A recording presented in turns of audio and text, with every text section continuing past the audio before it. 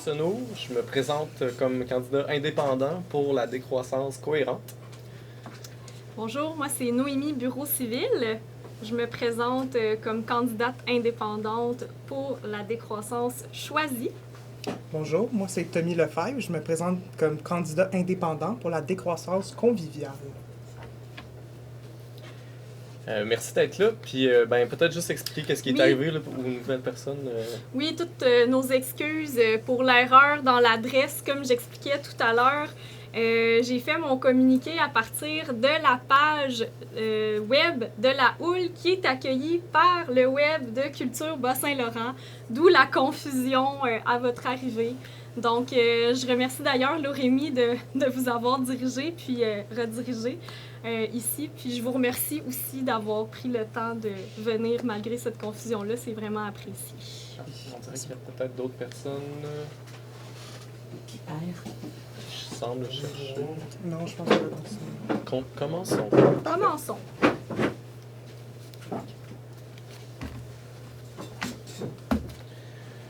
La Houle, un nom choisi par rapport à l'attachement et à la proximité du projet au fleuve.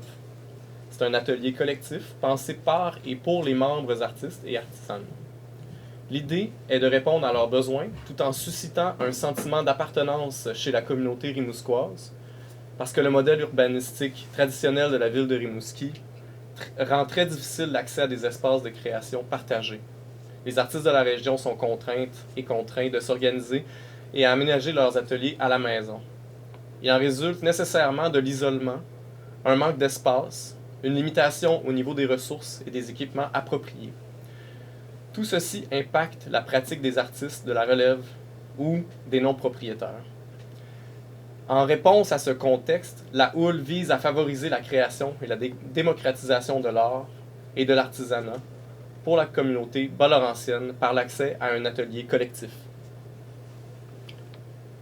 Comme leur mission et leur valeur centrale de convivialité, d'inclusivité et d'autonomie rejoignent complètement celles que nous défendons dans une perspective de décroissance, il allait de soi de demander à la Houle de nous accueillir pour ce moment symbolique pour nous trois. Merci la Houle. Face à des guerres hideuses et des génocides, nous étions promis plus jamais ça. Puis on nous a assuré, du haut des organisations internationales et de la haute gouvernance globale, que des projets économiques dits responsables donneraient accès à la justice pour toutes et tous, permettraient la soutenabilité écologique et la démocratie. Échec! Encore plus qu'il y a 4 ans, nous sommes face au plus grand défi de l'histoire de l'humanité. Ce défi, le mot est faible, c'est de parvenir à changer radicalement notre manière d'habiter les territoires qui nous accueillent. Si l'on souhaite honorer le projet humaniste qui était censé être le nôtre, bâtir un avenir meilleur pour les plus jeunes que soi et les générations futures. En prenant du recul et en observant la société dans laquelle nous vivons, nous constatons que malgré nous, le système capitaliste qui nous gouverne est une grave erreur. En étant coincés dans le chantage par les jobs, nous trahissons chaque jour un peu plus notre humanité. Le poids de notre confort insoutenable pèse injustement sur le corps, la culture, la dignité et le milieu de vie des populations du Sud global, des Autochtones et Indigènes, des femmes et des laissés-pour-compte du monde entier. Partout, même dans les pays dits développés, les riches s'enrichissent et les pauvres sont appauvris par ce système. Crise du logement, insécurité alimentaire, austérité, bétonisation des milieux naturels au nom du développement économique, corruption décomplexée des politiciens traditionnels et, pour couronner le tout, des restrictions de plus en plus autoritaires sont normalisées pour empêcher la population d'exprimer son désaccord avec la dégradation de ses conditions de vie et de travail. Voilà dans quel état nous plongent ceux qui pilent le cash et concentrent le pouvoir par-dessus nos têtes. Tous ces mots sont en grande partie entretenus par la complaisance des médias de masse, qui participent à la mascarade politique, autoréalisatrice, qui favorise le statu quo en s'éloignant de plus en plus du vécu des gens. L'industrie médiatique omet volontairement de mettre en lumière les causes à l'origine des crises actuelles et choisit de capitaliser sur une présentation polarisante des symptômes. À son tour, cette polarisation divise et isole les populations et laisse champ libre à la haine et au fascisme. Pourquoi alors se lancer sur l'arène où règnent les dominants? Pourquoi le faire comme candidat et candidate indépendants et indépendantes pour la décroissance Cohérente, La décroissance choisie. et la décroissance conviviale? c'est pour prendre, l'espace d'un instant, une part de la tribune qui est normalement réservée aux défenseurs du statu quo, aux promoteurs du capitalisme. Nous désirons publiquement afficher notre refus de ce système mortifère et offrir une vision alternative, pragmatique et honnête du politique. Une vision qui considère la réalité des personnes de tous horizons et pas seulement celle des plus nantis, de leurs larbins et de leurs chiens de garde. Prendre légitimement la parole, c'est reprendre le pouvoir ensemble plutôt que le pouvoir sur les autres. Ne pas le laisser se concentrer dans les mains qui sont aux commandes de la destruction massive et dans la bouche de ceux qui propagent la haine. Ce pouvoir, il est le temps de choisir et de se l'offrir. De se le partager sans les intermédiaires racistes, patriarcaux, indécents et obsolètes que sont les États, les multinationales, les banques et leurs oligarques. C'est une question d'autonomie individuelle et collective. C'est une question de responsabilité maximale. À prendre à la hauteur de nos capacités.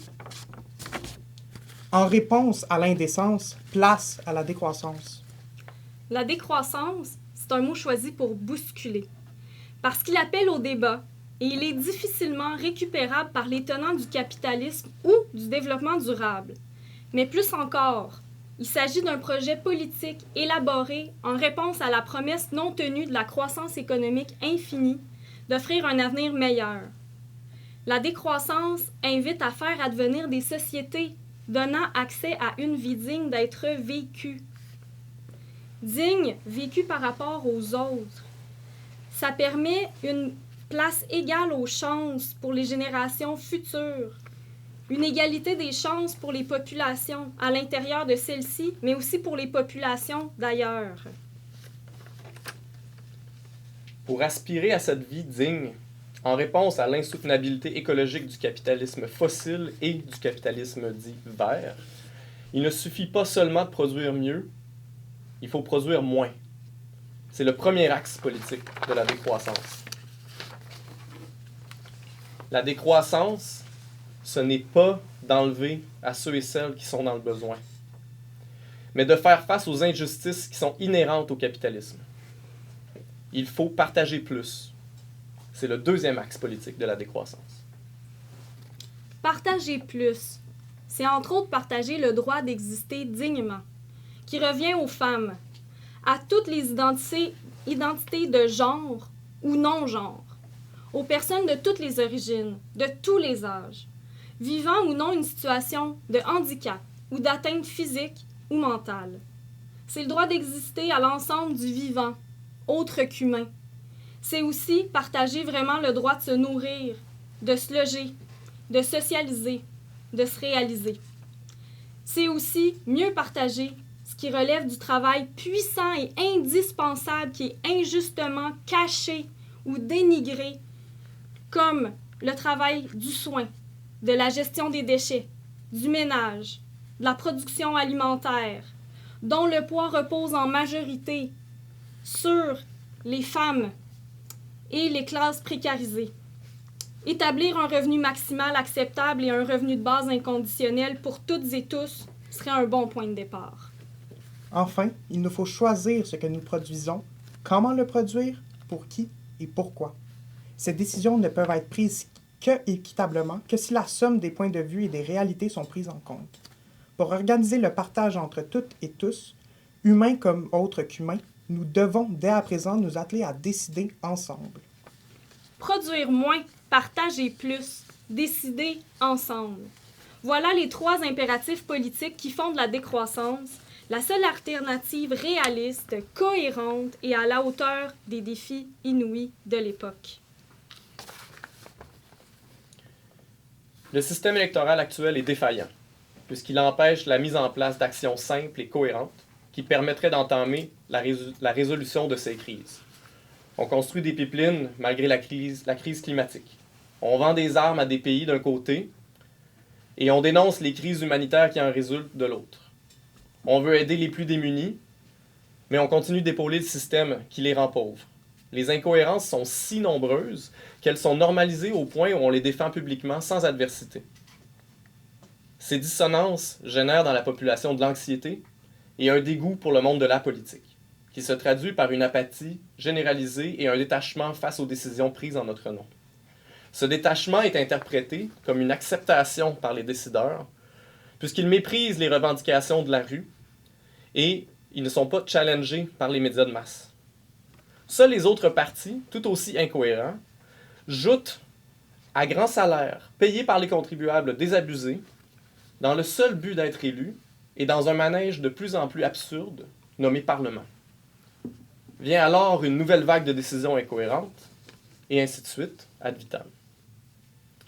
C'est dans l'analyse des causes des crises systémiques que se trouvent les solutions les plus cohérentes et durables à celles-ci. En remontant le fil des causes, on réalise que c'est l'avarice systémique, soit un système ultra complexe qui promouvoit le désir de toujours avoir plus de tout, qui est à la racine du problème. Ce système dédaigne le contentement. Ce système, c'est le capitalisme.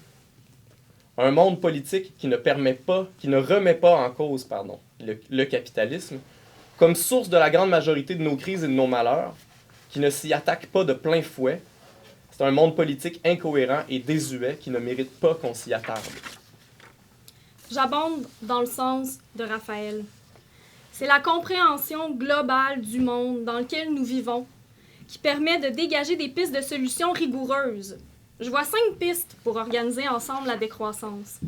Premièrement, passer d'une surproduction destructrice à une production de subsistance, c'est-à-dire une production matérielle, alimentaire et de services comme la culture, l'éducation, les soins, qui soit locale et soutenable. Passer du chantage de la job à un travail à vocation sociale qui permet la création, la perpétuation et l'entretien de la vie. Cette production de subsistance, c'est donc une voie de sortie de la domination extractiviste, patriarcale et coloniale. Deuxième piste, organiser cette production de subsistance par des communs. Un commun, c'est un lieu sous la responsabilité des personnes qui produisent du matériel ou des services par et pour elles-mêmes. C'est un lieu de production où l'organisation du travail et de ce qu'on y produit est décidée de manière démocratique. C'est comme ce que met en place la houle. Merci la houle, c'est important ce que vous faites. Troisième piste de solution, la production de subsistance par les communs se réaliserait avec des basses technologies ou des low-tech, c'est-à-dire avec des outils ou des moyens de production fabriqués le plus localement possible, qui sont robustes, réparables, partageables et surtout compréhensibles et accessibles pour les personnes qui s'en servent.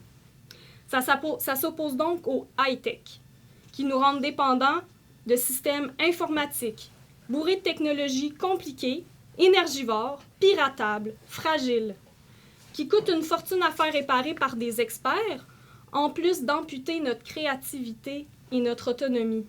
Quatrième piste, organiser tout ça se ferait à une échelle humaine, c'est-à-dire par la démocratie la plus directe possible. L'échelle municipale ou de quartier, selon la taille du milieu où l'on vit, c'est l'échelle la plus cohérente pour que nos voix citoyennes se rencontrent en personne et qu'elles comptent. Ça signifie de sortir de la dépendance envers des gouvernements qui ne nous représentent pas, qui ne nous ont jamais représentés. Cinquième piste, l'espace vécu le plus à même de nous mener à une autonomie politique alimentée par une production locale, juste et soutenable, c'est possiblement celui proposé par la notion de biorégion.